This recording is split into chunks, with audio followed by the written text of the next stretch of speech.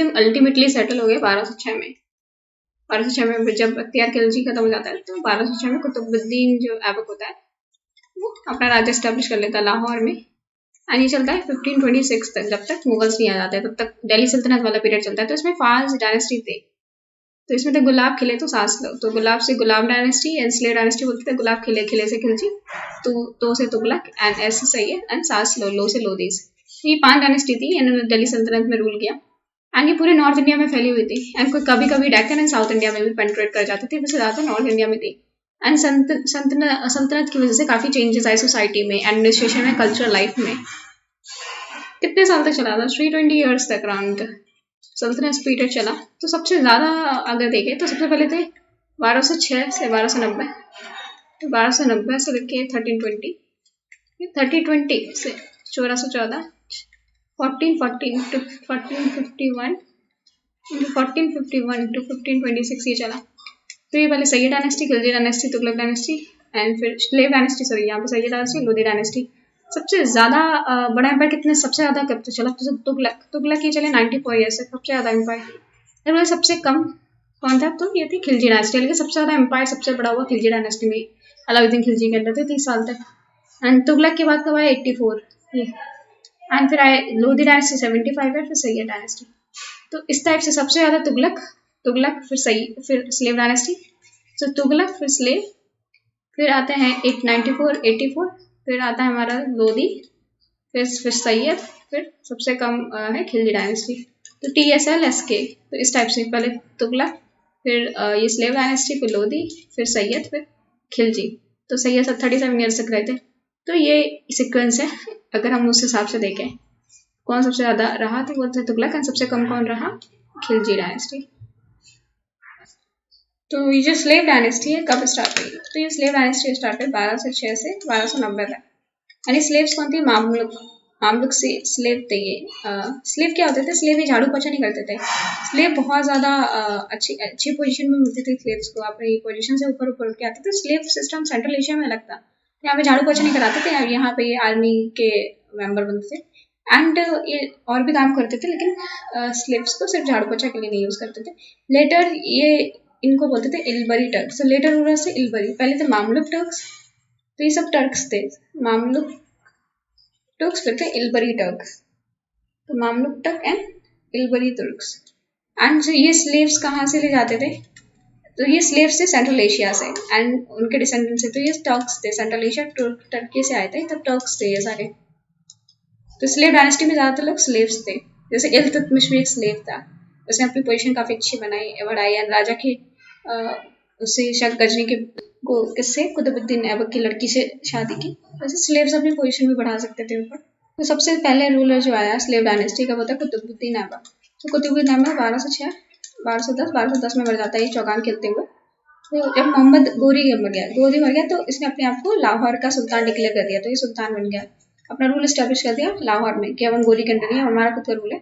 तो इसने एक सारे कनेक्शन गोरी किंगडम से हटा दिए, गोरी किंगडम ने सारे कनेक्शन खत्म कर दिया और स्लेव डायनेस्टी फाउंड किए दिल्ली सल्तनत। एंड इसने टाइटल लिया सुल्तान का एंड इसकी कैपिटल थी लाहौर। लाहौर भी छोड़ गया था, वहीं इसने कैपिटल बनाई एंड इसको लख बख्श बोलते थे, लाख बख्श, क्योंकि उसने 1 लाख रुपए की चैरिटी दी थी, इसलिए कुतुबुद्दीन ऐबक को लाख बख्श बोलते थे।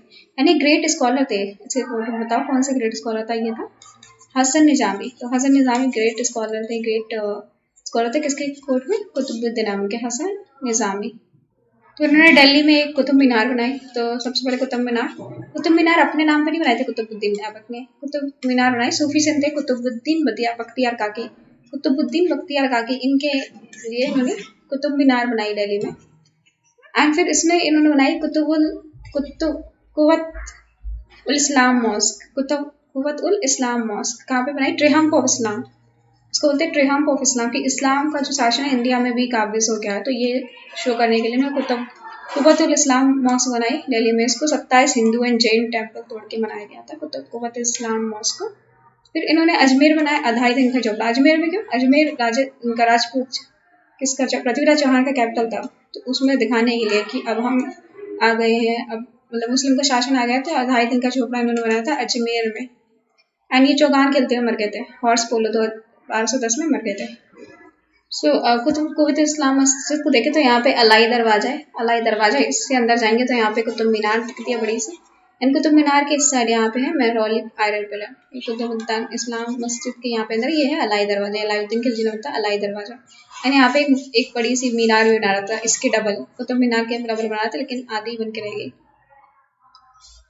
यहाँ पे है कुव्वत इस्लाम मस्जिद, तो यह है कुव्वत उल इस्लाम मस्जिद, इसके बीच में मेहरौली आयरन पिलर, ये कुतुब मीनार एंड यहाँ पे अलाई दरवाजा एंड यहाँ पे एक वो बना रहे थे, एक काफ़ी बड़ी वो बना रहे थे मीनार, इससे भी बड़ी इससे भी चौड़ी मीनार बना थे, लेकिन अलाउद्दीन खिलजी बना नहीं पाते, मर जाते। तो ये है कुव्वत इस्लाम मॉस्क। आता है इसके बाद इल्तुतमिश, तो कुल इसके बाद आता है इल्तुतमिश। ये रहता है अराउंड 1210 से 1236 तक रहता है। इनको ट्रू फाउंडर बोलते हैं। ट्रू फाउंडर क्या बोलते हैं, क्योंकि तो कुतुबुद्दीन ऐबक तो उन्होंने कंसोलिडेट नहीं किया, अच्छा एडमिनिस्ट्रेशन सेटअप नहीं लगाया। अगर दो लोग दो चार लोग अटैक कर देते तो कुतुबुद्दीन ऐबक नहीं रह पाते। तो ट्रू फाउंडर थे इल्तुतमिश। इन्होंने काफ़ी जो राजपूत किंग थे, तो इल्तुतमिश एक स्लेव थे, तो किसी को लाइक ये मंजूर नहीं था कि हम एक स्लेव के अंडर रहें। तो इन लोगों ने क्या किया, काफ़ी बंगाल का गवर्नर, जो बंगाल का गवर्नर था, पंजाब का गवर्नर, सबने रिवॉल्ट कर दिया, सबके रिवॉल्ट को इन्होंने बनाया और कंसोलिडेट कर दिया, सॉलिडिफाई किया अपने रूल को। ये कहा किससे थे, ये इलवरी ट्राइब से थे, तो इसलिए इलवरी डायनेस्टी भी बोलते हैं इसको कभी बार। एंड इन्होंने अपनी कैपिटल, पहले लाहौर कैपिटल थी, तो लाहौर से इन्होंने कैपिटल अपनी शिफ्ट किया, दिल्ली लेके आए। तो कैपिटल लाहौर से दिल्ली शिफ्ट की इन्होंने। तो कुतुबुद्दीन ऐबक की जो कैपिटल थी वो लाहौर थी, तो लाहौर से इन्होंने कैपिटल शिफ्ट की दिल्ली।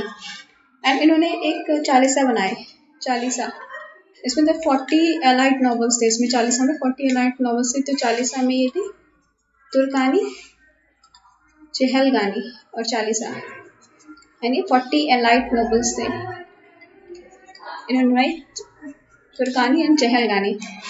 एंड इन्होंने अपनी किंगडम्स को बचाया चंगेज खान से। चंगेज खान जो कौन थे, मंगोल्स। एक्चुअली मंगोल्स ने क्या किया था, अटैक करे थे ये जलाउद्दीन मंगबरनी पे। एंड जलाउद्दीन मंगबरनी क्या चाह रहे थे, इंडिया में शरण चाह रहे थे। एंड जो इल्तुतमिश थे, शरण देने को मना कर दिया। तो इंडस के पास चंगेज खान ने इनको जलाउद्दीन मंगबरनी को मार दिया, इंडिया नहीं आए। तो इल्तुतमिश ने मंगोल से बचा लिया, चंगेज खान से बना लिया। चंगेज खान से पूरे शहर तबाह कर लेते थे, बच्चों को स्लेव्स बना लेते थे, तो इससे हम लोग को बचा लिया इल्तुतमिश ने। तो इसने क्या किया, इल्तुतमिश ने काफ़ी इंपॉर्टेंट सिस्टम स्टार्ट किया, इक्ता सिस्टम। तो इस इक्तदारी दे देता, जैसे कुछ लोगों को पूरा, जैसे ये एरिया है इंडिया में, ये पूरा नॉर्थ इंडिया का एरिया है, तो ये लाहौर से दिल्ली तक, लाहौर की कैपिटल शिफ्ट कर ली थी दिल्ली तक इसने, इल्तुतमिश ने। तो इक्ता, जैसे ये इक्ता दे दिया, किसी को ये इक्ता दे दिया, तो हर एक इक्ता वाला क्या करता था, रेवेन्यू मेंटेन करता था, वहाँ के पैसे कलेक्ट करता था, लॉ एंड ऑर्डर मेंटेन करने का काम था, as well as army maintain करता था वहाँ के। इक्ता सिस्टम में आर्मी मेंटेन करता था, जो जैसे दिल्ली में कोई अगर लड़ाई लड़ जानी है तो जितना बड़ा इक्ता हो उतनी बड़ी आर्मी भेजनी पड़ती थी सुल्तान के पास। तो ये इक्ता सिस्टम स्टार्ट किया इल्तुतमिश ने। और उन्होंने वर्क जो था कुतुब मीनार का जो काम था, कुतुब मीनार का काम इन्होंने खत्म करवा दिया। इन्होंने कुतुब मीनार का काम खत्म करवा दिया और इन्होंने अरबिक, कुतुब मीनार तो स्टार्ट किया था काम किसने, कुतुबुद्दीन ऐबक ने, इन्होंने कुतुब मीनार को खत्म करवाया। एंड इन्होंने दो अब कॉइन में अरबिक लिख के आने लगी। तो पहली बार अरबिक कॉइन किसने लेके आए, इल्तुतमिश ने। दो कॉइन लेके आए, टंका एंड जीतल। तो टंका होता था सिल्वर में एंड जीतल होता था कॉपर में, टंका एंड जीतल। इन्होंने कैलीफेट से लिखवा लिया कि हम ही अब राजा बने। कैलीफेट से इन्होंने चिट्ठी लिख के बोला कि हमारी राजा को सैंक्शन, हम ज़्यादा सुल्तान बन गए, इसको सैंक्शन कर दो। तो कैलीफेट से इन्होंने लिखवा लिया कि हम ही राजा हैं। तो कैलीफेट से परमिशन मिल गया, तो अब कोई चैलेंज नहीं कर सकता था इंडिया में, कोई भी अलग दूसरा मुस्लिम रूलर चैलेंज नहीं कर सकता था। तो इन्होंने कैलिफ से अपनी सुल्तान की अथॉरिटी अप्रूव करा ली थी। तो आती है रजिया सुल्तान। तो इसको इल्तुतमिश को अपने सारे लड़के नालायक लगते, तो उसने रजिया सुल्तान को गद्दी संभालने को दी। तो इसने अबैसिनियन एक जैसे अफ्रीकन इथोपिया वाले एरिया में जो अफ्रीकन होते हैं ना, अबैसिन बोलते हैं। तो अबैसिन एक स्लेव था याकूत, ऐसा बोलते थे। रजिया सुल्तान का ये प्रेमी था जो भी था। तो इसको इसने मास्टर रॉयल हॉर्सेस बना दिए, और सब लोग को इससे काफ़ी ज़्यादा आपत्ति थी कि इसको मास्टर रॉयल हॉर्सेस बना दिया। एंड इसका ये काफ़ी ज़्यादा प्रेमी था। एंड इसने फीमेल क्लोथ्स को डिस्कार्ड कर दिया, उसमें मतलब हम अपने हिसाब से कपड़े पहनेंगे। यानी एलिफेंट्स पे चढ़ के जाती थी, ये ऐसे, ओके, मतलब पूरी तरह बैठ के जाती थी क्या, ऐसे नहीं। एंड इनमें फेस ऐसा नहीं था, पर्दा सिस्टम नहीं फॉलो करती थी। एंड फिर क्या हुआ, इसी के अंडर अल्तुनिया, बटिंडा का गवर्नर था अल्तुनिया। तो बठिंडा का उसने रिवॉल्ट कर दिया, तो ये रिवॉल्ट सप्रेस करने गई, तो बठिंडा के गवर्नर ने इसने रजिया सुल्तान को ही उसमें डाल दिया, प्रिजन में। रजिया सुल्तान ने इसी को फंसा लिया, इनसे बोला कि शादी कर लेते हैं बठिंडा में और हम लोग साथ में रूल करेंगे दिल्ली में। तो रजिया फिर ऐसे शादी करके बठिंडा के रूलर के साथ, अल्तुनिया के साथ आने लगी दिल्ली में। तो रास्ते में ही चालीसा के कहने पे इन लोगों को मार दिया गया, तो रजिया सुल्तान को मार दिया गया चालीसा का कहने पे। फिर 1240s में रजिया सुल्तान की डेथ होगी। फिर 1266 तक क्या हुआ, जो चालीसा इल्तुतमिश ने बनाए थे वो काफ़ी ज़्यादा पावरफुल हो गए। एंड चालीसा की चलती थी, बस कुछ लीडर्स थे जैसे बहराम शाह 2 साल तक, फिर अलाउद्दीन मसूद ये 4 साल तक, फिर नसरुद्दीन मोहम्मद ये 20 साल तक अराउंड। लेकिन मोहम्मद ये बहुत ज़्यादा रिलीजियस था, तो ये पपेट था, सारा काम तो बलबन के हाथ में होता था, ये सिर्फ इसका पपेट था। एंड बलबन इसका फादर इन लॉ भी था, नसरुद्दीन मोहम्मद। अपने बेटी बलबन ने अपनी बेटी शादी इससे करा दी थी, तो बहुत ज़्यादा बगावत हो रही थी। तो गियासुद्दीन बलबन नसरुद्दीन मोहम्मद के मरते हुए ये बन गया रूलर। एंड ये वो काफ़ी बूढ़ा हो गया था, 65-66 साल का था जब ये रूलर बना। तो इसने ज़्यादातर फोकस किया कंसोलिडेशन पे rather than एक्सपेंशन। कंसोलिडेशन पे इसका ज़्यादा फोकस था कि एम्पायर को कंसोलिडेट किया जाए। जैसे सल्तनत को इसने बोला अंदर से स्ट्रांग बनाना पड़ेगा, बार बार ये जो रिवेलियन होते रहते हैं, काफ़ी वीक है सल्तनत। तो उसने क्या किया, सारे चहलगानी जो रिवेलियन करते थे इनको मरवा दिया, सिर्फ उन्हीं को छोड़ा जो बहुत ज़्यादा लॉयल थे बलबन के। एक सेपरेट डिपार्टमेंट बनाया इसने, दीवानी अर्ज मिलिट्री डिपार्टमेंट बनाया separate to maintain law and order, और लॉ एंड ऑर्डर मेंटेन करने के लिए दीवानी अर्ज बनाया। लेजेंडरी फॉर जस्टिस के लिए बहुत जाना जाता था। एक बार एक भिखारी की पत्नी को मार दिया एक नोबल ने, तो उसने उस नोबल की सारी संपत्ति उस भिखारी की पत्नी को दी थी और उसको भी घोड़ों से कुचलवा दिया। तो जस्टिस के लिए काफ़ी जाना जाता था, और बोलता था कि मैं राजा हूँ, मैं जस्टिस करूँगा अकॉर्डिंग टू इस्लामिक लॉज। तो जस्टिस के लिए काफ़ी जाना जाता था। And according to Balban he was a shadow of the god on the earth. तो वो बोलता था मैं ही भगवान का नुमाइंदा हूँ, मैं भगवान का ही शेडो हूँ, तो आप लोग मुझे and recipe and two of the design, आप लोग मुझे मेरे जो भी है मेरी बुराई कैसे कर सकते हैं, मेरे आदेश को कैसे अवहेलना करने सकते हैं। तो ये अपने आप को इस तरीके से रिप्रेजेंट करता था बलबन। तो इसने बहुत सारी philosophical theory the, shadow of the god on the अर्थ, इस तरीके से अपना रूल को और ज़्यादा स्टैब्लिश करने के लिए इसने रिगरस कोड डिसिप्लिन इंट्रोड्यूस किया, और कि सब लोग कोड डिसिप्लिन मेंटेन करेंगे और नए कस्टम्स लेके आए, जैसे सिजदा मतलब प्रोस्ट्रेशन, मतलब पूरा के लेट जाओ राजा के सामने, फिर पैबोस सुल्तान के फीट चूनो, चाहे कोई कितना भी बड़ा नोबल बना रहे, उसे सुल्तान वो एक तो सुल्तान के आगे लेटना था ऐसे, इस तरीके से हाथ ऐसे करके, एंड ऊपर से उसके एक सुल्तान के किसी को चूम रहा था। तो ये चीज़ें किसी को पसंद नहीं आ रही थी। एंड उन्होंने नवरोज फेस्टिवल इंट्रोड्यूस किया। वहाँ पे पर्शिया उस टाइम का इंग्लैंड होता था, हर बंदा वहीं पे उसको फॉलो करना चाहता था। इसने जो पर्शिया में नवरोज फेस्टिवल होता था वो यहाँ पे इंट्रोड्यूस किया, तो उसने किया बलबन ने। एंड ये बलबन के टाइम एक इम्पॉर्टेंट पोइट थे अमीर खुसरो। अमीर खुसरो किसके टाइम स्टार्टिंग हुई थी इनकी, बलबन के टाइम।